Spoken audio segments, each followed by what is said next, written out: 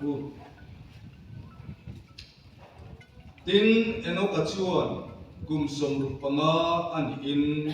papa mathusela aneya tin mathusela ane mu chuan eno kachu kum zathum chung zong pathian ne an leng dum thina panule papa te ane le loma ti chuan eno kadam chung zong chu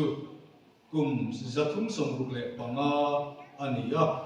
tin eno kachu pathian ne an leng dum thina tin a om talwa pathianin ala bota ani kan chia zel chuan a papa mathusela hi kum zakua som rukle ani ti kan hi ani lalpan atu thiang rim mau ni som se amen when me ni som hi ania hey when ni hian triau luya in the phang chho mek zela hey e pastor bmp pastor bial mi member somnga zetin bcm hatri ko kamin lo to when ni hian wakke mangdeu hekin kan nei a so ta so din kan ko khan na mo tu balu thiar na hun min nei puya hey motor po hi panga pickup kala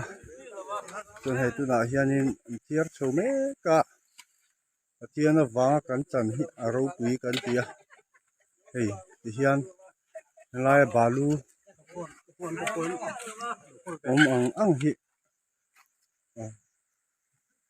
hian hun kan mang chome ka ni so balu ni han thiar puya bial tu pastor hey tu na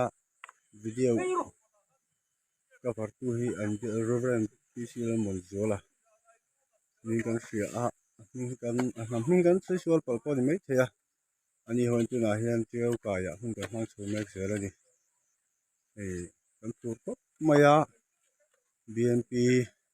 chung kwa pakhat chung ko pa der mai hetianga krista wanga kolum sa noya